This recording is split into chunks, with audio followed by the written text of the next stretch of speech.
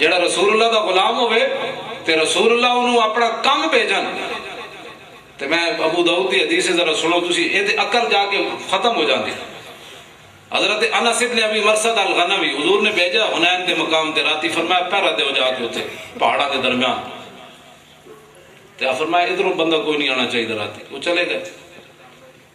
سویرے ہوئی نا صحابہ کہتے ہیں حضور نے سنتا پڑھیاں جب فرض نماز پڑھان لگے حضور امامت کر رہے تے صحابہ کہتے ہیں بھئی رسول اللہ تھلے ویکھن دے بجائے حضور اینج اینج ویکھ رہے سن سامنے اینج.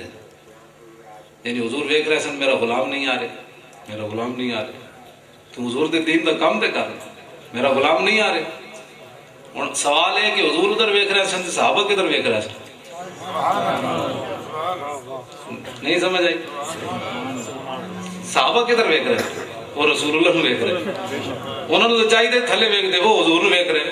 واہ اقبال کلندر لاہوری جس نو پاکستان نہیں نا پسند اقبال دا وہ باہر نکل جائے. وہ دے نظریات تے رہنا پوسی نا.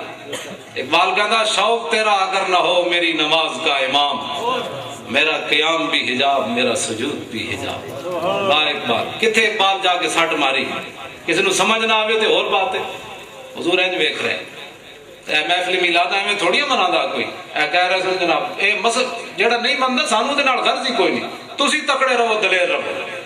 اے تساں ڈھلے پے تے ساری دنیا جناب سر تے چڑھ کھڑوتی تے فیرگاں ہونیاں شروع ہو جاندیاں. اور رسول اللہ دے غلام جڑے نا انہاں نو دلیر رہنا چاہیے. باطل سویا نہیں ہوندا یاد رکھو. جنہاں ساڈے آقا مولا نو ایہی جی گلاں نال ستایا جڑی میں تے مجمع بیان نہیں کر سکدا منافقاں نے اوہ گلاں حضور دے بارے کیتیاں.